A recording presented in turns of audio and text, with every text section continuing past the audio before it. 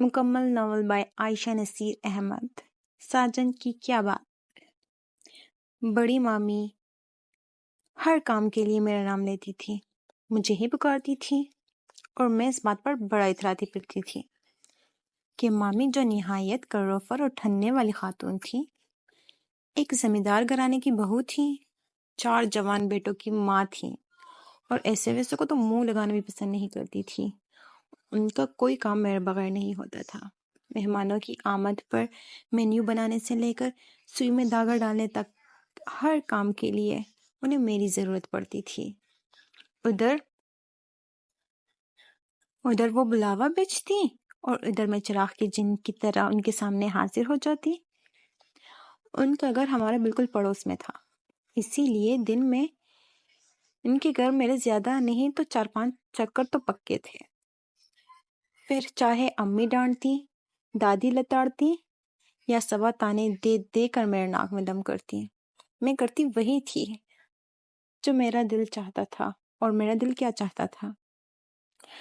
ہاں، یہ تو بالکل سامنے کی بات ہے۔ اگر 4 جوان بیٹوں کی ماں دن رات کسی لڑکی کے سکڑاپے کا امتحان لیتی رہے تو کون لڑکی ہوگی جو اس امتحان میں پاس ہونا نہ چاہے؟ اور ظاہر ہے میں بھی بنا کسی مطلب کے ان کی یہ خدمتیں تو کر نہیں رہی تھی۔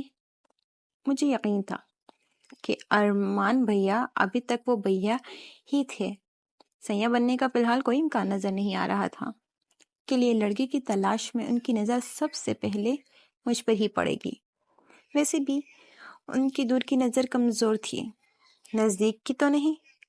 دیکھنے میں تو ارمان بھیا بلکہ چاروں بھائی اچھے خاصے تھے، یعنی مامی پر نہیں پڑے تھے، پڑھے لکھے بھی تھے، آفاق تو خیر زیر تعلیم تھا، اور معید نوکری کی تلاش میں، مگر ارمان اور فروخ تو برسر روزگار بھی ہو چکے تھے، مزاج سبھی کے